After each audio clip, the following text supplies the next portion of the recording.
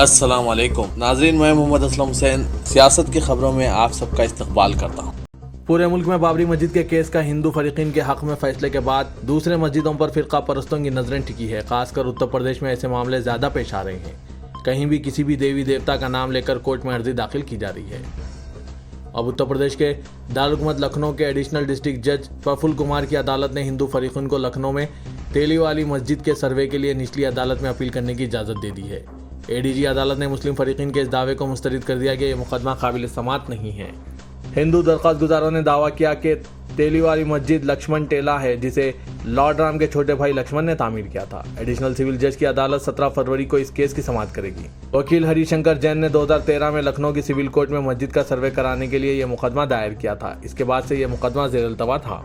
2019 में बाबरी मस्जिद के केस का हिंदू फरीकीन के हक में फैसले के बाद से ऐसे लोगों के हौसले बुलंद हो चुके हैं और मुसलसिल मुख्तलिफ अदालतों में ऐसे मामले दर्ज किए जा रहे हैं। इन सब पर आपकी क्या राय है नाज़रीन, कमेंट के जरिए हमें और हमारे नाज़रीन को वाकिफ करवाइएगा। 3 रोज़ा आलमी सरमायाकारों की समिट GIS 2023 के शुरू होने के साथ ही उत्तर प्रदेश के दारुल लखनऊ को जुम्मे को ट्रैफिक की बड़ी रुकावटों का सामना करना पड़ रहा है। वज़ीर-ए-आज़म नरेंद्र मोदी के सरबराह इजलास का इफ्तिताह करने के साथ हवाई अड्डे से आने और जाने वाली सड़कें ट्रैफिक की नकल व हरकत के लिए नाकाबिल रसाई हो गई है। समिट के पेश नज़र शहर के कुछ 15 स्कूल आज जुम्मे को भारी ट्रैफिक की वजह से बंद कर दिए गए हैं।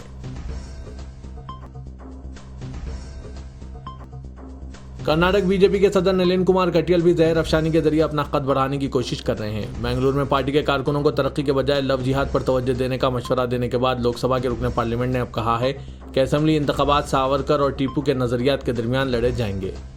उन्होंने शिवमोगा में अपने अवामी खिताब के दौरान कहा कि इस बार कर्नाटक असेंबली इंतखाबात कांग्रेस और बीजेपी के दरमियान नहीं बल्कि सावरकर और टीपू के नजरियात के दरमियान लड़े जाएंगे।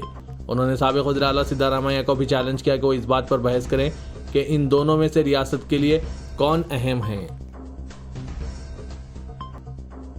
The real powerloom owners association की जानिब से फराहम करदा इत्तलात व मालूमात की बुनियाद पर पार्लियामेंट के ऐवान बाला में इमरान प्रतापगढ़ी कांग्रेस लीडर ने सनत पार्चा बाफी के मसाइल पर मरकजी हुकूमत की तवज्जो मबजूल करवाई। रुकने पार्लियामेंट ने कहा कि महाराष्ट्र के शहरों भोवंडी, मालेगांव, इचलकरंजी के अलावा आंध्र प्रदेश और उत्तर प्रदेश में घरेलू पार्चा बाफी सनत मुख्तलिफ मसाइल की जद में है। चीन और श्रीलंका के रास्ते यारन की डंपिंग के सबब हिंदुस्तानी बाजारों में यारन के दाम आसमान छू रहे हैं, जबकि कपड़े की कीमतों में गिरावट बरकरार है। काश्तकारी के बाद रोजगार फराहमी के सबसे बड़े शोबे यानी टेक्सटाइल मैन्युफैक्चरिंग और मार्केटिंग की बदहाली दूर करने की जरूरत है।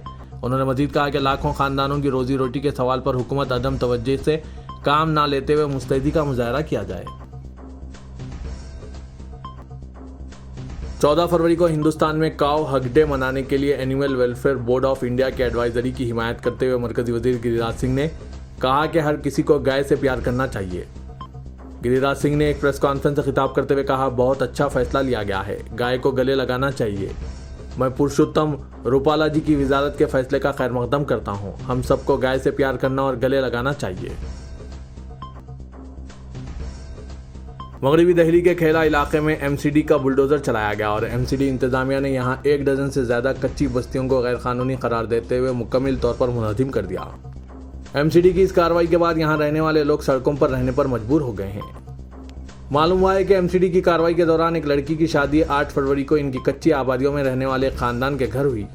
खानदान ने अपने तमाम रिश्तेदारों को शादी में मदऊ किया था। जुमेरात को बेटी की डोली उठी और इसी दिन MCD के एहलकार वहां पहुंच गए और फौरी घर खाली करने का हुक्म जारी किया। मेहमानों को अलविदा तक अहल खाना ठीक से नहीं कर पाए। इस दौरान यहां रहने वाले लोगों ने अदालत से मौसूल हुक्म इम्तनाई भी अफसरान को दिखाया, लेकिन उन्होंने किसी की ना सुनी और कच्ची आबादियों को गिराने का काम शुरू कर दिया। हमारा मुल्क प्यार मोहब्बत का मुल्क है, लेकिन ऐसे सरकारी एहलकार और सरकारी लोग अंग्रेजों जैसा क्यों पेश आ रहे हैं। एक गरीब के घर में शादी है तो उसे कुछ मोहलत देना चाहिए था। हालांकि कोर्ट का इनके पास पेपर मौजूद था, लेकिन सरकारी ओहदेदार इसे देखने से कासिर थे। नाज़रीन, मेरी तो राय सरकारी ओहदेदारों के लिए यही है कि ये अंग्रेजों जैसा रवैया इख्तियार कर रहे हैं। इस पर आपकी क्या राय है, कमेंट के जरिए जरूर बताइएगा।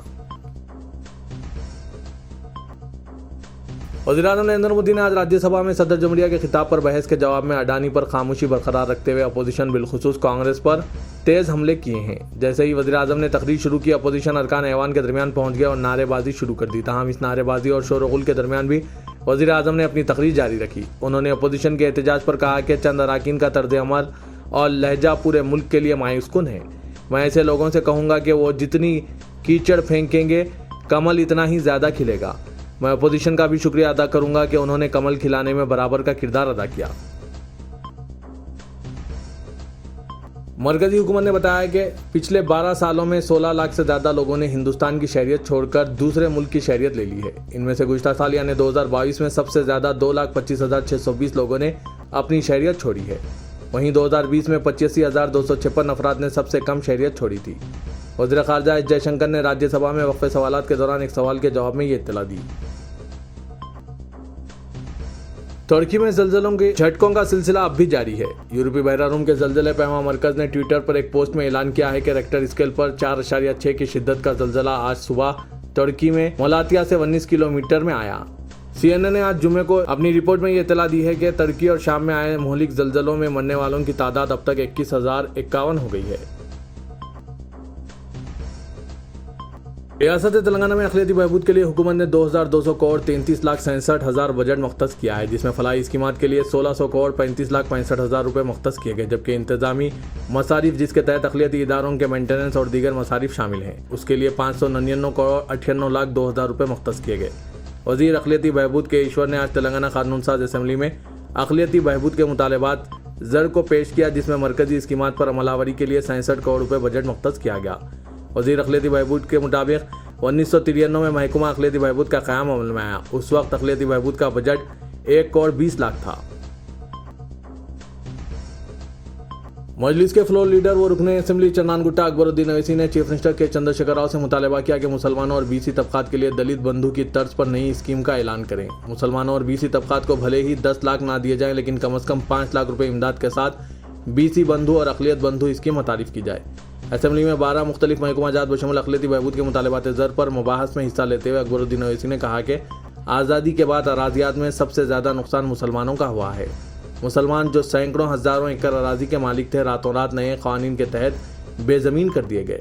इनाम एक्ट, जागीर act, urban land ceiling, agriculture ceiling व दीगर क़वानीन के ज़रिए मुसलमानों को अराज़ियात से महरूम कर दिया गया। मुअत्तल बीजेपी रुकने असम्बली मलून राजा सिंह ने हुकूमत से मुतालबा किया कि इन्हें नई बुलेट प्रूफ गाड़ी फराहम की जाए या फिर इनकी सिक्योरिटी मुकम्मल ख़त्म की जाए।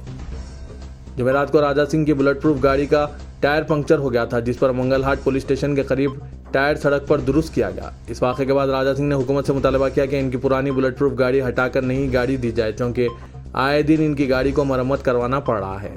राजा सिंह को हुकूमत ने एक बुलेट प्रूफ गाड़ी और 2 सिक्योरिटी फराहम की है। वज़ीर के गुज़श्ता साल गोशा में रुकने असम्बली को शान रिसालत सल्लल्लाहु अलैहि वसल्लम में गुस्ताखी और इश्तिआल अंगेज़ी के इल्ज़ाम में PD एक्ट नाफिज करके जेल भेज दिया था। बाद हाईकोर्ट ने PD एक्ट को कालादम करके रिहाई का हुक्म जारी किया। बीजेपी हाईकमान ने राजा सिंह को मुअत्तल कर दिया था और अभी तक इन्हें बहाल नहीं किया गया। मुस्लिम ओहदेदारों की तरक्की में हुकूमत के रवैया और मुस्लिम ओहदेदारों के साथ सलूक को देखते हुए कहा जा रहा है कि बरसर इख्तिदार जमात को अब मुसलमानों की कोई परवाह नहीं है और वो खुद नहीं चाहती कि मुस्लिम ओहदेदारों की किल्लत को दूर किया जाए। तेलंगाना में मुसलमानों से नाइंसाफ़ियों का सिलसिला जारी है और बेशतर शोबेजात में मुसलमानों से नाइंसाफ़ी के बावजूद आवाज़ उठाने वाला कोई नहीं है। हुकूमत में बरसरकार ओहदेदारों को IAS ओहदेदार के तौर पर तरक्की देने में गुज़श्ता दिन जारी अहकाम में किसी मुस्लिम ओहदेदार का नाम शामिल नहीं किया गया। जो फहरिस्त तैयार की गई है, इसमें 25 ओहदेदारों के नाम थे। इनमें एक भी मुस्लिम नाम की सिफारिश नहीं की गई। 10 ओहदेदारों को IAS ओहदे पर तरक्की देने इक़दाम किए गए, लेकिन सिफारिश करदा 25 नामों में कोई मुस्लिम नाम शामिल नहीं था, तो किसी मुस्लिम ओहदेदार को तरक्की का सवाल ही पैदा नहीं होता। इसी तरह DSP ओहदे पर मौजूद पुलिस ओहदेदारों को तरक्की का ऐलान किया गया, लेकिन इनको ज़ेर-ए-अल्तवा रखा गया। ज़राए के मुताबिक तरक्यात की फहरिस्त में भी मुस्लिम ओहदेदारों को दूर रखा जा रहा है और ऐसा लग रहा है कि रियासत में हुकूमत गैर मुअल्लना मुसलमानों से नाइंसाफ़ियों को फ़रोग़ दे रही है। वज़ीर बल्दी नज़्म व नक्श तारक रामाराव ने नए सेक्रेटरीट की इफ्तिताई तकरीब के इंतजामात का जायजा लिया। इस इजलास में हैदराबाद, रंगारेड्डी और मेरचल अजला के उज़रा, अरकान असम्बली, अरकान कौंसल और अवामी नुमाइंदों ने शिरकत की। इस सेक्रेटरीट को दस्तूर हिंद के मोहम्मद डॉक्टर BR अम्बेडकर का नाम दिया गया है, जिसकी मिसाल मुल्क की किसी और रियासत में नहीं मिलती। इस सेक्रेटरीट की तामीर का काम आखिरी मरहले में दाखिल हो चुका है। अकबरुद्दीन अवैसी कायद मजलिस मुक़र्ररा पार्टी ने तेलंगाना कानून साज असम्बली में 2 टोक अंदाज में कहा है कि मजलिस ने कभी भी इज़हार हक़ से मुंह नहीं मोड़ा। कमज़ोर मुसलमानों व दीगर पसमानदा तबक़ात के मसाइल की तर्जुमानी के वक्त हम किसी की परवाह नहीं करते और ना ही किसी से मरूब होते हैं। मजलिस की कामयाब नुमाइंदगी और सियासी हिकमत अमली का नतीजा है कि आज हैदराबाद और तेलंगाना में मुसलमान न सिर्फ महफूज है बल्कि इनकी हम्मा जहद तरक्की के लिए मुतअद्दिद फलाही प्रोग्रामों पर अमलावरी की जा रही है। असेंबली में महकमा अखलाती बहबूद, समाजी बहबूद, महकमा अमाल सयाहत के बशमुल जुमला 12 महकमा जात के मुतालबात ज़र पर मबाहस में हिस्सा लेते हुए कायदे मजलिस ने यह बात बताई। रियासती वजीर इमारत विश्वरा व उमूर मुकन्ना प्रशांत रेड्डी ने असेंबली में इस बात का ऐलान किया कि अनकरीब एक खूबसूरत मस्जिद का नई सेक्रेटरीट के अहाते में इफ्तिताह अमल में आएगा। उन्होंने बताया कि मस्जिद का काम तेजी से जारी है, साथ ही साथ मंदिर और चर्च भी तामीर किया जा रहा है। प्रशांत रेड्डी ने यह भी तयक़्क़ुन दिया कि पुराने शहर के इलाके बंडलागुड़े में रजिस्ट्रेशन ऑफिस की तामीर का काम फौरी शुरू किया जाएगा। मरकजी वज़ीर दाखिला अमित शाह 74वें IPS प्रोबेशंस के पासिंग आउट परेड का मुशाहिदा करेंगे। हैदराबाद में सरदार वल्लभ भाई पटेल नेशनल पुलिस अकेडमी में 11 फरवरी को मुनक़िद होने वाले परेड में 125 नौ मुंतखब IPS ओहदेदार परेड में शिरकत करेंगे। इस सिलसिले में तफसीलात बताते हुए पुलिस अकेडमी के डायरेक्टर AS रंजन ने कहा कि 2023 IPS पासिंग आउट परेड के लिए जुमला 125 पुलिस ओहदेदारों को तरबियत दी गई है, जिसमें 166 हिंदुस्तानी ओहदेदार हैं, जबकि 29 बैरून ममालिक बशमुल भूटान, मालदीव, नेपाल और मॉरिशस से शामिल हैं। उन्होंने कहा कि इन ओहदेदारों को 105 हफ्तों की कड़ी ट्रेनिंग दी गई, जिसमें 15 हफ्तों का फाउंडेशन कोर्स शामिल है। उन्होंने कहा कि 30 हफ्तों के लिए इन्हें मुख्तलिफ रियासतों में प्रैक्टिकल ट्रेनिंग के लिए भी ले जाया गया था और ट्रेनिंग के मॉड्यूल इस किस्म का तैयार किया गया है कि पुलिस ओहदेदार मौजूदा चैलेंजेस से निपट सके।